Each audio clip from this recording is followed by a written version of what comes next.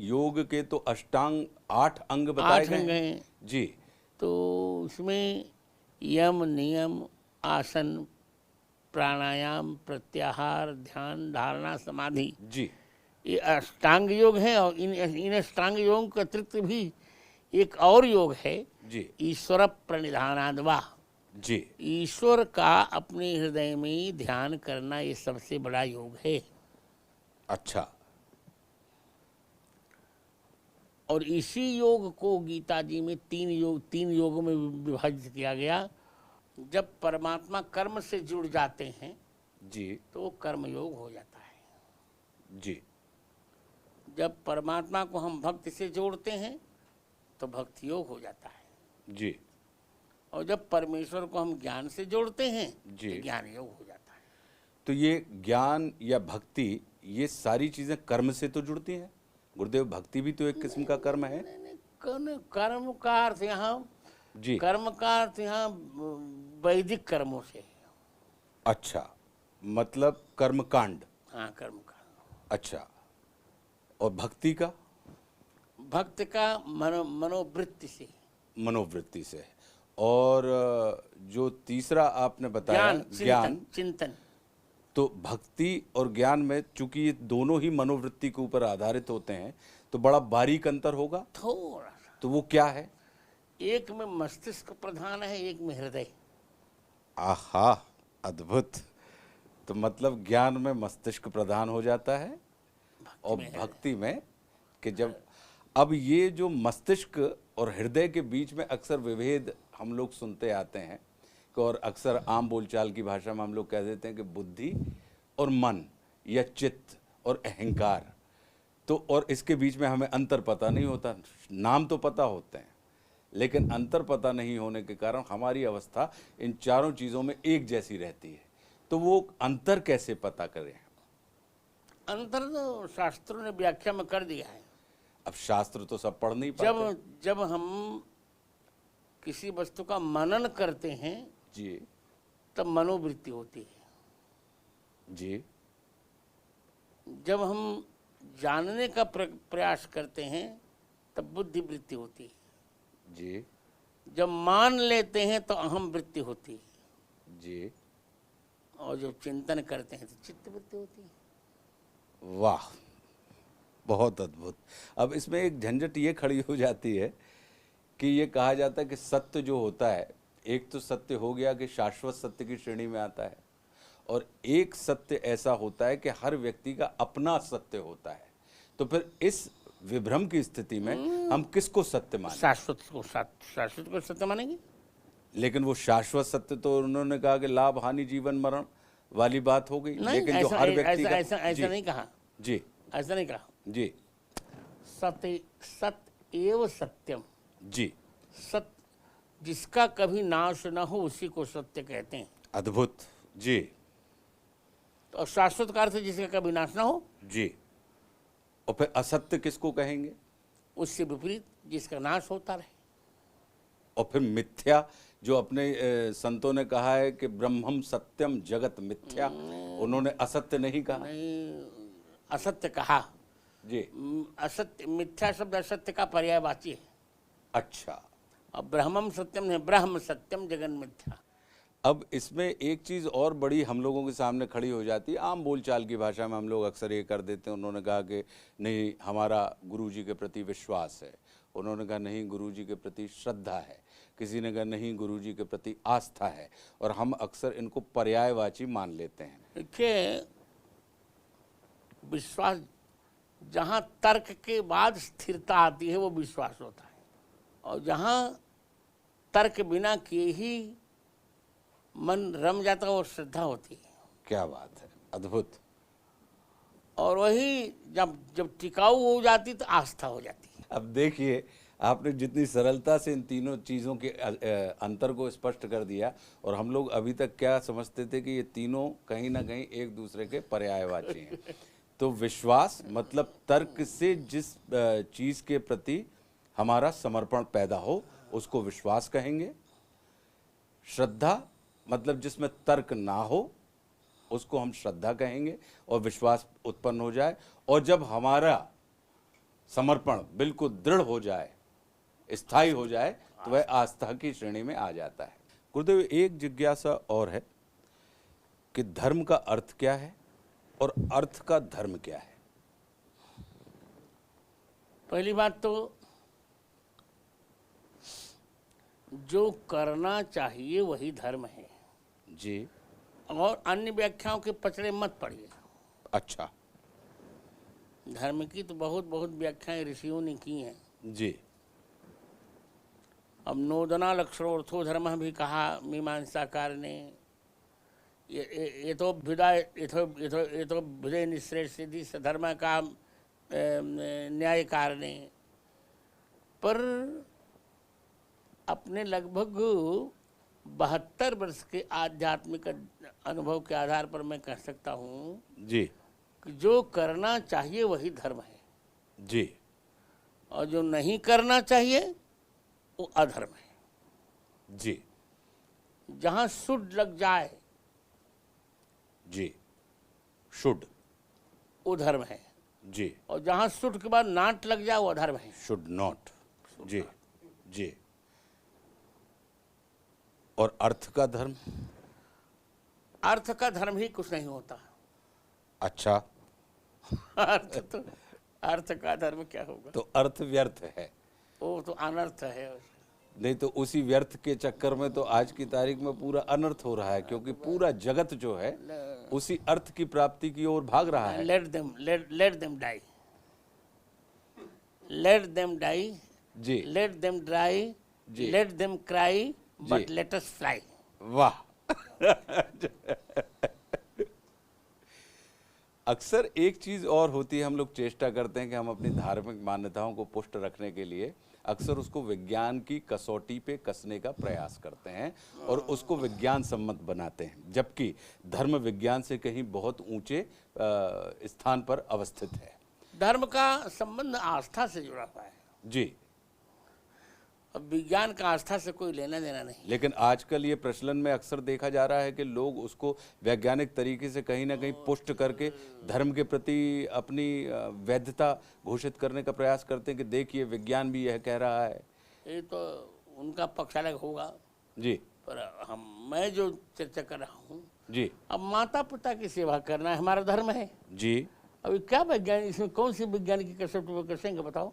नहीं, अक्सर ये होता है कि उन्होंने कहा कि हमारे ऋषियों ने कह दिया कि पृथ्वी तब भी गोल थी, इस टाइप का जो हम कहते हैं कि नासा ने, देखिए नासा ने ये रिपोर्ट भेजी है जो हमारे शास्त्रों में लिखा हुआ है। ये तो केवल आनंद के लिए कहते हैं। अच्छा, आनंद के लिए। धर्म का संबंध हमारे जी आस्था से है। जी। यही बात मैंने कोर्ट में कही थी। अच्छा।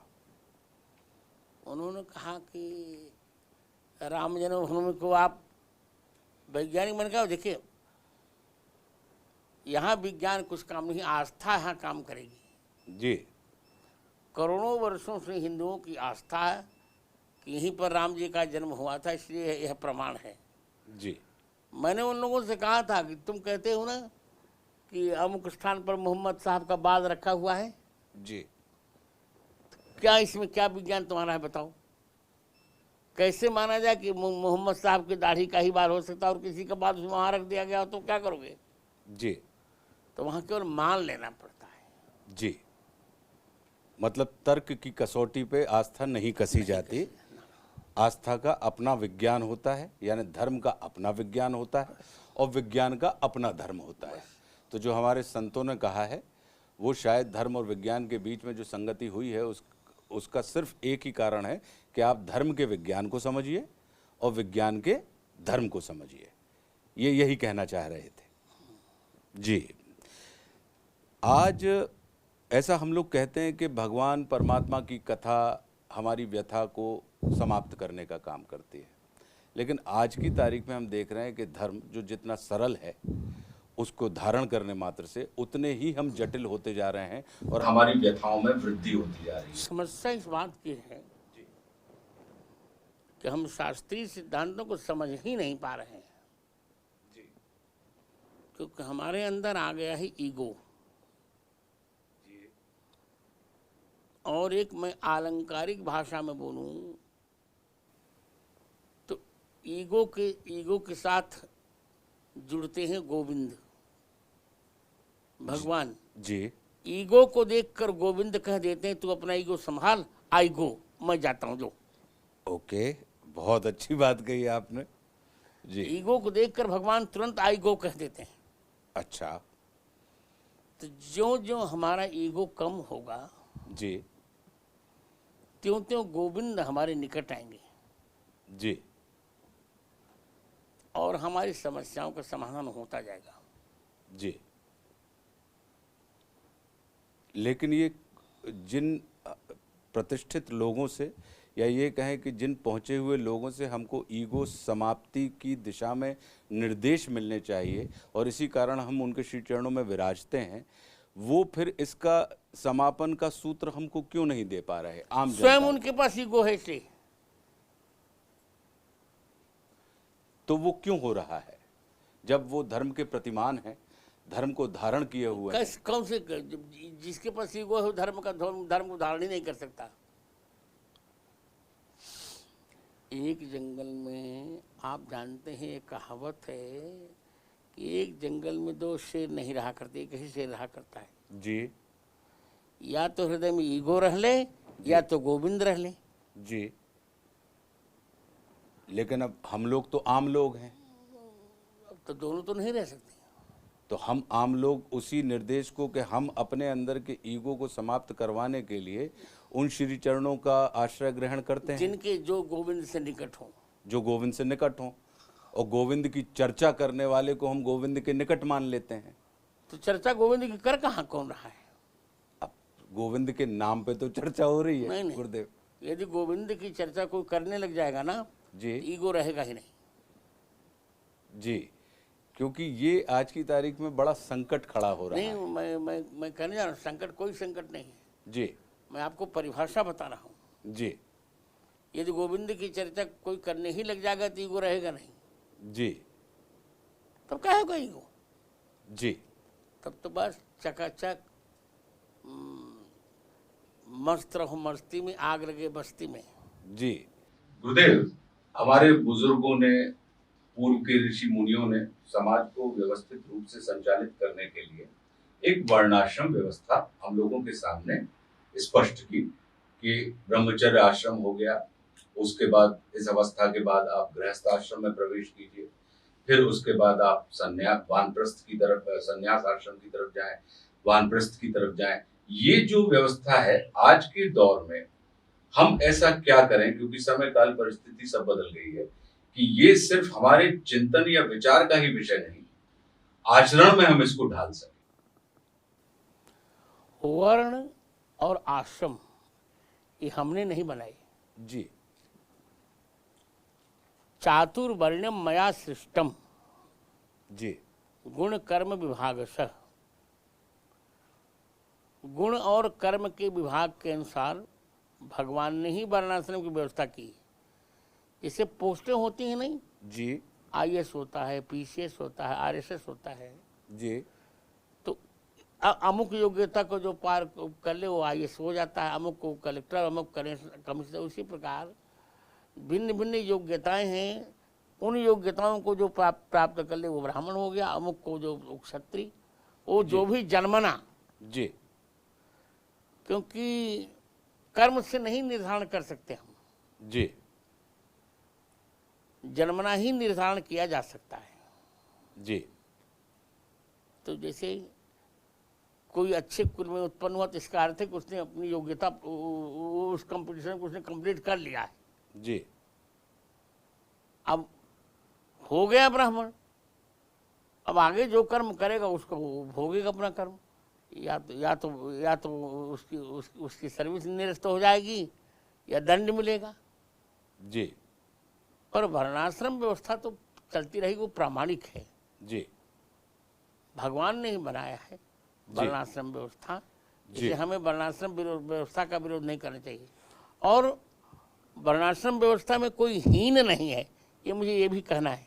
जी ब्राह्मण, क्षत्रिय, वैश्य, शूद्र चारों नाम हैं केवल। जी जैसे एक पिता जैसे आपने अपने बेटे किसी बेटे का नाम अभिनव रख दिया, किसी का नाम गौरव रख दिया, जी तो इसमें उसके उत्कर्ष या अपकर्ष की बात नहीं है, नाम रख दिया गया। जी तो वेद ने चारों वर्णों का नाम रख दिया था, ब्राह्मण, क्षत्रिय, वैश्य, शूद्र। शूद्र का अर्थ नीच नहीं होता। शोभनो द्रव सु परमात्मा द्रवति यस्मिन्, जिस पर परमात्मा बहुत जल्दी प्रसन्न हो जाते हैं उसे शूद्र कहते हैं। अच्छा, और वो इसलिए उनके हिस्से में सेवा आई क्योंकि परमात्मा प्रसन्न उस पर बहुत जल्दी होते हैं जो संपूर्ण समाज की सेवा करते हैं।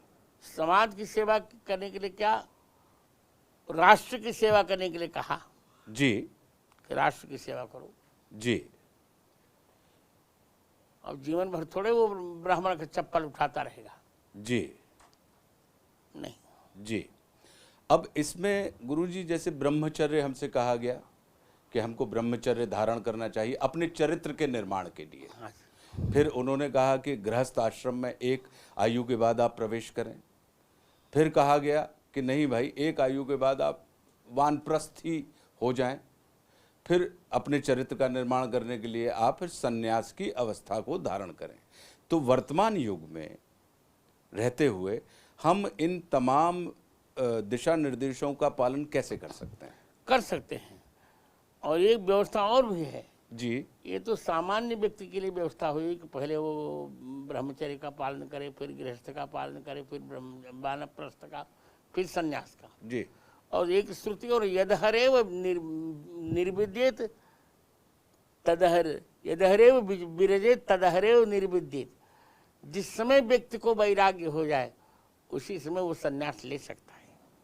तो इसमें आयु का संबंध नहीं है, ये अवस्था की स्थिति है। अब जैसे मान लीजिए हमने रामचंद्र दास को विरक्त वेश दे दिया, जी।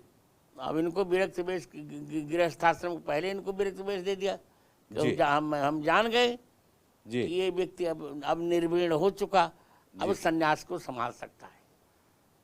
जी। शंकराचार्य ने 8 वर्ष में संन्यास ले लिया था। जी। जो जितनी जल्दी ले सके। जी।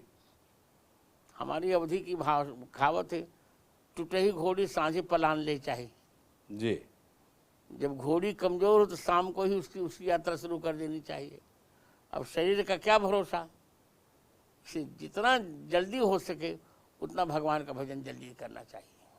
जी। तो मतलब ये चारों अवस्थाएं साथ में रह सकती हैं और हमारा चरित्र का निर्माण हो सकता है। मैंने बार बार कहा है जी। लोग ब्रह्मचर्य का गलत अर्थ लेने लगे हैं। जी। अविवाहित व्यक्ति भी ब्रह्मचर्य का पालन नहीं करता, विवाहित व्यक्ति भी ब्रह्मचर्य का पालन करता है। गृहस्थ को सबसे बड़ा उपाय शास्त्रकार ने बताया कि अपनी पत्नी से जितना चाहे उतना प्रेम कर सकता है, पर पराई नारी के केवल चरण तक उसकी दृष्टि जानी चाहिए। यदि पराई नारी के मुख पर उसकी दृष्टि चली गई, उसी दिन सारे पुण्य उसके समाप्त हो जाएंगे और न उसको गुरु बचा सकेंगे न गोविंद बचा सकेंगे। ना गुरु बचा सकेंगे और ना ईश्वर बचा सकेंगे। नहीं, कोई नहीं बचा सकेगा। जी। इसलिए हमें पहले गृहस्थ को कुछ नहीं करने की आवश्यकता है। कोई जप नहीं, कोई तप नहीं, कोई, ये सब तो हमारे लिए छोड़ दीजिए। जी। हम तो कर रहे हैं गृहस्थों के लिए। जी। गृहस्थ का एक ही जप है, एक ही तप है, एक ही संयम है, एक ही योग है, एक ही ज्ञान है, एक ही ध्यान है कि केवल अपनी पत्नी के प्रति उसकी भोग्य दृष्टि हो और सर्वत्र योग्य दृष्टि हो। वाह।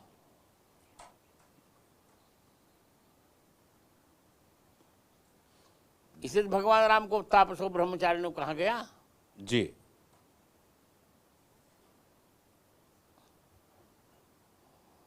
और आपको यह जानकर अच्छा लगेगा जी। महाभारत में कथा आती कि जब बब्रुवाहन का सिर अर्जुन ने काट दिया, जो कि अर्जुन का ही पुत्र था, अर्जुन को पता नहीं था। जी।